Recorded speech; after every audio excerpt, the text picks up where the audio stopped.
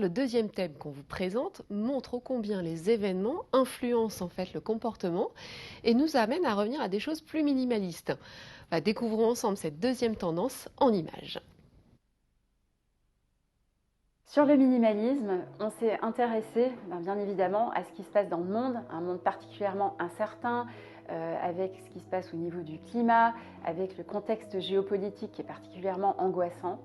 Et la conséquence de tout ça, c'est que le consommateur et nos clients vont avoir besoin de réassurance, ils vont avoir besoin de réconfort, ils vont avoir besoin de chaleur humaine.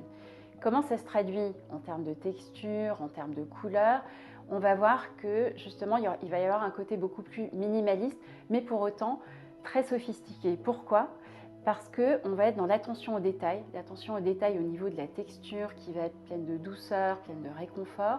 Et puis au niveau des couleurs, on va voir qu'on a des couleurs qui sont à la fois des froids mais avec des tonalités très chaleureuses.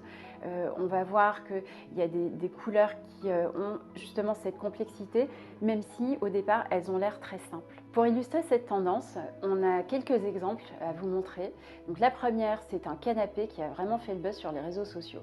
Et vous voyez que ce canapé, évidemment, il est attirant pour tout le monde parce qu'il a des formes extrêmement généreuses, il a l'air très confortable. Et ce qui a attiré les internautes, c'est ce côté on est à la maison, on est bien au chaud avec une tasse de thé. Le deuxième exemple, c'est un hôtel qui est à Ibiza. Il s'appelle Oku. Oku, en japonais, ça veut dire la paix intérieure. Et vous remarquerez sur les visuels qui ont été utilisés, on voit de la poterie, on voit des couleurs très naturelles, blanches, on voit aussi beaucoup de teintes couleur ocre et marron, tout en simplicité, mais c'est ça qui va faire qu'il y a des jeux de textures qui sont très sophistiqués et c'est quelque chose qui nous a vraiment inspiré pour la création des looks avec Fabien. Rentrons maintenant au cœur de la création du look. Pour moi, je vois une femme, tu vois, assez naturelle, mais qui a un côté quand même sophistiqué. Bien évidemment, c'est des tonalités qui m'inspireraient, tu vois, des nuances un peu mocha, mocha froid. C'est une nuance qui est assez équilibrée, ce qu'on appelle équilibré dans notre langage professionnel. C'est qu'à la fois, tu as quelque chose de chaud, et en même temps de froid, avec une certaine transparence, un côté un peu perlé.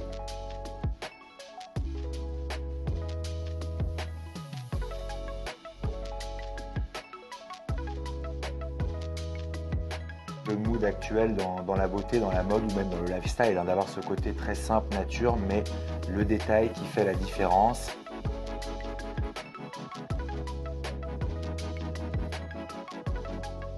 Le mouvement de cheveux, pour moi, la subtilité dans les reflets.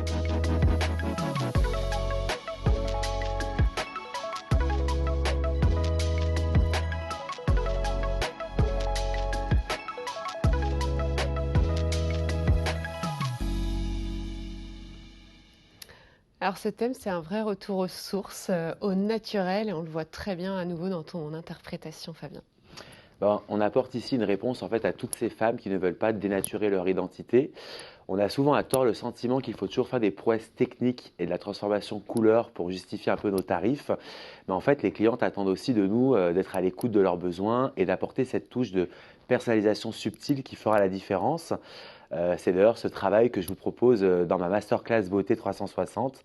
C'est une vision globale de la coupe, couleur, coiffage et make-up pour sublimer leur vraie nature.